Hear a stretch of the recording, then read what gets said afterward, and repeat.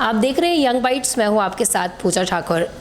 जिस तरह से 5 अगस्त 2019 को एक ऐतिहासिक फैसला हुआ, 370 को जो है हटा दिया गया, जिसके चलते कई समुदाय के लोगों को बहुत फ़ायदा, और हमने आपको दिखाया भी कि किस किस तरह से जो उनके राइट्स थे अभी तक छीने हुए थे वो उन्हें मिले। लेकिन उस सब में एक रिफ्यूजी की अगर बात की जाए तो काफ़ी समय से उनके साथ डिस्क्रिमिनेशन हो रही थी, और इस सब के चलते जो राजीव चुनी जो है काफ़ी उन्होंने उनकी बात भी रखी, कई बार सरकार तक उनकी प्रॉब्लम्स को पहुँचाया। तो इसी सब चर्चा पर हमारे साथ फिर जुड़ चुके हैं राजीव चुनी जी। उनसे जानते हैं कि ऐसी कौन कौन सी डिस्क्रिमिनेशन उनके साथ हुई थी और जिस तरह से ये फैसला लिया गया अब और कितने कितने फायदे उनको इससे होगा। सर, आपका स्वागत है यंग बाइट्स में। धन्यवाद। सर, कितने समय से आप स्ट्रगल कर रहे थे उनके साथ, आप कई समय उनके मुद्दों को हमेशा उठाते रहते थे, तो क्या कहना चाहिए इतनी कितनी प्रॉब्लम्स उनको आती थी? देखें, हमारा संगठन 30 वर्षों से ये काम कर रहा है। जी जी। तो पहले हमने रिफ्यूजी यूनाइटेड फ्रंट बनाया जी। उसमें जितने भी तरह के यहाँ विस्थापित थे सबकी बात हम साथ लेकर चले और एक दबाव बनाने की कोशिश हमने सरकार पर की। लेकिन चूंकि हमारा जो आइन था वो हिंदुस्तान से अलग था और हम अपनी मर्ज़ी से काम करते थे, और जो हमें अच्छा लगता था वो करते थे, जो नहीं अच्छा लगता था वो नहीं करते थे। तो ये डिस्क्रिमिनेशन खाली मैं समझता हूँ कि रिफ्यूजीज़ के साथ नहीं हो रही थी, यहाँ के लोकल जम्मू के हर आवाम के साथ हो रही थी। चाहे वो पुंछ राजौरी का था, चाहे वो भद्रवाह किश्तवाड़ डोडा का था, जो भी अनासर जम्मू खित्ते का था या लद्दाख का था उसके साथ ज़्यादतियाँ हो रही थी। और कश्मीर केंद्रित जो पार्टियाँ थी उन्होंने इसको अपनी एक जागीर समझा था। जी जी। वो समझते थे कि जो कुछ भी जम्मू कश्मीर में लाभ आ रहे हैं वो खाली हमारे लिए और कश्मीरियों को भी नहीं दिए, वो कुछ परिवारों तक सीमित रहे। तो हम भी तंग थे, और इतना लंबा संघर्ष करने के बाद 30 वर्षों के बाद भी आप कुछ पा ना पाएँ, आपको कुछ मिल ना पाए, तो एक दुख होता है। और लगता ये है कि या तो हमारे आंदोलन में कमी है या सामने जो हमारे बैठे हैं उनकी नीयत में खोट है। तो नीयत में भी खोट थी, कानून भी ऐसे थे जो हमें फेवर नहीं करते थे। तो मैं समझता हूँ ये जो फैसला केंद्र सरकार ने किया है, हालांकि मैं आपकी जानकारी के लिए बता दूं कि 370 का हमारे समुदाय पर कोई इफ़ेक्ट नहीं पड़ता था। हम सारे लोग स्टेट सब्जेक्ट थे, क्योंकि हम महाराजा की टेरिटरी के लोग हैं। विस्थापित होकर जिन इलाकों से आए हैं वो महाराजा बहादुर का इलाका था, इसलिए वहाँ स्टेट सब्जेक्ट का कोई दिक्कत नहीं था। लेकिन मेरी प्रिविलेज चली गई, उसके बावजूद मैं खुश हूँ। इसलिए खुश हूँ कि यहाँ पर 2 निशान थे, 2 संविधान थे, उनको आपने ख़त्म किया। और अब लगा कि जो विलय महाराजा हरि सिंह जी ने 26 अक्टूबर 1947 को ऑफ़र किया था वो पूरी तरह से आज लागू हुआ है। इसमें कोई भेदभाव नहीं होगा, यहाँ कोई दूसरा संविधान नहीं होगा, दूसरा झंडा नहीं होगा। हम अन्य राज्यों की तरह देश के झंडे को मानेंगे, देश के संविधान को मानेंगे। बहुत सारे 100 से अधिक कानून थे जिन्होंने कभी लखनपुर से आगे अपनी सीमा नहीं लांघी, वो लखनपुर तक ही अपना दम तोड़ देते थे। सारे हिंदुस्तान में वो कानून लागू थे, लेकिन जम्मू कश्मीर उन कानूनों को नहीं मानता था। मैं समझता हूँ कि ये सारी चीज़ें अब आसान हो जाएंगी, लेकिन हमारे लिए आसान नहीं है। हमारा संघर्ष जारी रहेगा, हम अपने अधिकारों को लेकर लड़ते रहेंगे। ये कोई आखिरी लड़ाई नहीं थी, लेकिन मैं समझता हूँ कि लड़ाई थोड़ी आसान हो गई है। आसान ये है कि हमें आज एक संविधान से बात करनी है, आज 2 संविधानों से बात नहीं करनी। जी। रिफ्यूजियों की बात की जाए तो किन किन मुद्दों को लेकर आप आगे बढ़ रहे हैं? और देखें, यहाँ पर बड़े किस्म के रिफ्यूजीज़ हैं, लेकिन मैं आपको पाक अधिकृत कश्मीर के लोगों की बता दूँ कि ये लोग 1947 में आए थे, तो इनको यहाँ पर रिफ्यूजी स्टेटस नहीं दिया गया। इनको कहा गया आप विस्थापित हो, डिस्प्लेस्ड पर्सन हो। हालांकि हम कहते हैं हम डिस्प्लेस्ड नहीं, हम मिसप्लेस्ड हैं, हम कहीं खो गए हैं।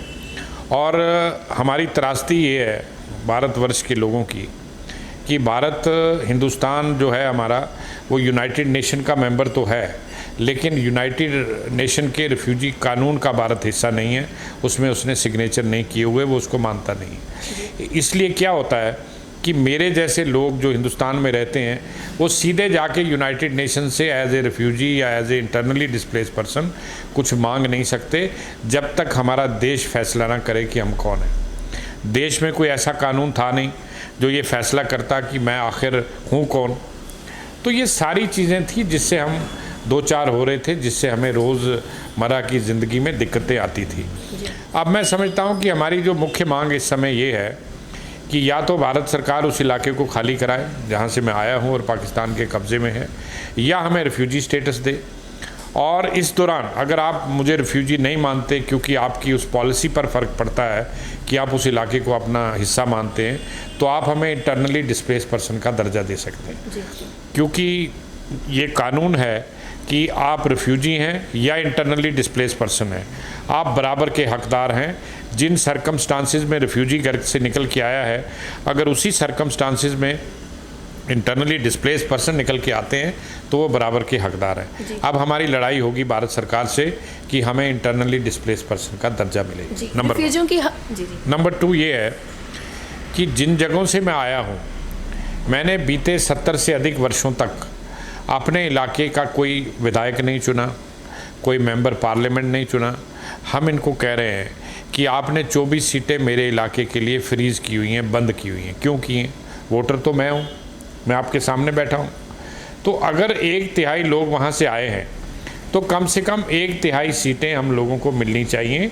आप उसमें से 24 में से 8 काट दीजिए, यहाँ 8 बढ़ा दीजिए। तो मेरे लोग जहाँ जहाँ बैठे हैं, अगर वो मीरपुर से हैं, कोटली से हैं, बिम्बर से हैं, बाग से हैं, पलंदरी से हैं, सुदनौती से हैं या मुजफ्फराबाद से हैं, वो अपने इलाके में बैठकर यहाँ जम्मू में या बाहर हिंदुस्तान में जहाँ भी बैठे हैं, वो अपने इलाके के लिए वोट करें और उस कॉन्स्टिट्यूंसी के लिए वो गिना जाए जहाँ से हम लोग विस्थापित होकर आए हैं। तो ये नुमाइंदगी जब तक हमें नहीं मिलती, मैं समझता हूँ कि हमारा कुछ बनने वाला नहीं है। जी, रिफ्यूजियों की मांगों को लेकर कई धरना प्रदर्शन भी आपके द्वारा किए गए, अगला स्टेप क्या रहने वाला है आपका?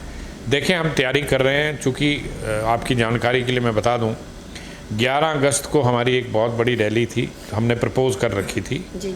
लेकिन 11 को यहाँ पर रिस्ट्रिक्शंस लग गई, कुछ जगह कर्फ्यू लग गया, कुछ जगह 144 लग गई, 4 से ज़्यादा लोगों की असेंबली नहीं हो सकती। लेकिन हम नॉर्मलसी का इंतज़ार कर रहे हैं। जम्मू में तो सारी सिचुएशन नॉर्मल है, लेकिन पुंछ राजौरी के इलाके थोड़े प्रभावित हैं, क्योंकि वहाँ भी काफ़ी लोग हमारे वहाँ रहते हैं जो इस विस्थापित कैटेगरी में आते हैं। हम इंतज़ार कर रहे हैं कि पूरी तरह से नॉर्मलसी आ जाए और फिर एक दिन और डेट उसको तय किया जाएगा कि कब वहाँ पर हम ये काम करेंगे। तो बड़ी जल्दी हम आंदोलन की अगली रूपरेखा जो है वो लेकर आने वाले हैं। हमारा आंदोलन जारी रहेगा और वो with in the Indian constitution होगा। भारत के संविधान के अंदर हमारी मांग है, हम उससे बाहर नहीं मांग रहे। हमारे माध्यम से जो भी दर्शक आपको देख रहे हैं, क्या संदेश देना चाहेंगे? देखिए, मैं तो ये कहना चाहूँगा कि ये जो बदलाव आए हैं इसका हमें स्वागत करना चाहिए। खाली हमें नहीं, आम आदमी को भी करना चाहिए, क्योंकि ये हमारी तरक्की के रास्ते खोलता है। और मैं लोगों की जानकारी के लिए बता दूं कि आने वाले दिनों में, हालांकि हमने कुछ चीज़ें खोई हैं, लेकिन जब आप कुछ लेते हैं तो कुछ उसमें से खोता भी है। तो मैं समझता हूं कि खोया हमने ज़्यादा नहीं है। ये ठीक है कि एक स्टेट के दर्जे से हम यूनियन टेरिटरी पे आ गए, पीछे आए, लेकिन मैं समझता हूं कि बहुत कुछ सोच विचार करके ऐसा किया गया, क्योंकि असेंबली दोबारा दे दी गई है। अगर असेंबली दोबारा बनती है तो मेजॉरिटी उन लोगों की आती है जो 370 और 35A के समर्थक हैं, तो वो दोबारा से एक प्रस्ताव पास कर लेते हैं। अगर ऐसी सिचुएशन बनती है तो अगर ये स्टेट होती तो गवर्नर पर ये बाइंडिंग थी कि वो उनके रेजोल्यूशन को मानते, लेकिन चूंकि अब ये स्टेट नहीं रहा, अब यूनियन टेरिटरी है और लेफ्टिनेंट गवर्नर की इच्छा पर है कि वो आपके रेजोल्यूशन असेंबली में पास किए हुए को माने या ना माने, इसमें उसको कोई बाध्यता नहीं है। तो ये अच्छी बात है। मैं समझता हूँ कि चेक एंड बैलेंस भी है, आगे से भी कोई शरारत ना हो, दोबारा इसको लगाने की कोशिश ना की जाए, उस पर भी इन्होंने चेक किया है। तो मैं समझता हूँ कि लोग जिन्होंने 70 साल तक इसको रियासत के रूप में देखा है, अब वो इसको यूनियन टेरिटरी के रूप में देखें। हर आदमी को लाभ मिलेगा। और ये ठीक है कि आपकी प्रिविलेज चली गई, आप एक स्पेशल सिटीज़न थे, स्पेशल क्लास थी आपकी, वो मैंने भी खोई है। जी। लेकिन मैं समझता हूँ कि मैं जो आने वाले दिनों की तरफ देख रहा हूँ, शायद वो दिन हम ना देख पाएँ, इस दुनिया से चले जाएं, लेकिन जो लोग रहेंगे उनके लिए हम एक ऐसा पौधा लगाकर जा रहे हैं कि वो उसका फल खाएंगे। और मैं सभी लोगों से ये कहता हूँ कि वो शांति बनाएं और इस पूरे देश के अंदर जो एक बयार आई है बदलाव की, उसमें शामिल हो जाएं।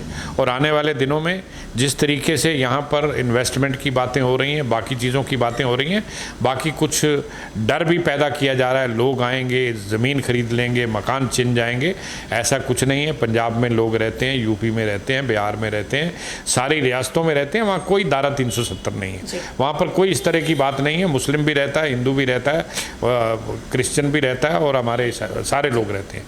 तो मैं समझता हूँ कि हमें मिलजुल कर, जम्मू कश्मीर एक भाईचारे की मिसाल रही है, उस मिसाल को हम कायम करें और हम इस जो भारत सरकार ने फैसला लिया है उसके साथ खड़े हो जाएं।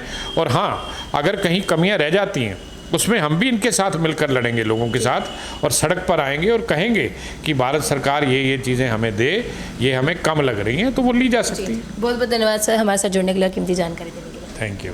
तो आज की चर्चा पे हमारे साथ जुड़े थे राजीव चुन्नी जी, और इनका कहना है कि केंद्र सरकार द्वारा जो भी फैसला लिया गया है उसका ये स्वागत करते हैं, और साथ ही साथ उन्होंने बोला है कि कुछ पाने के लिए कुछ खोना पड़ता है, और इनका ये भी कहना है कि आने वाले समय में बहुत बदलाव देखने को मिलेगा। ये तो आने वाला समय ही बताएगा। तब तक के लिए आप देखते रहे यंग बाइट्स। वीडियो जर्नलिस्ट अभिषेक के साथ मैं पूजा ठाकुर, यंग बाइट्स जम्मू।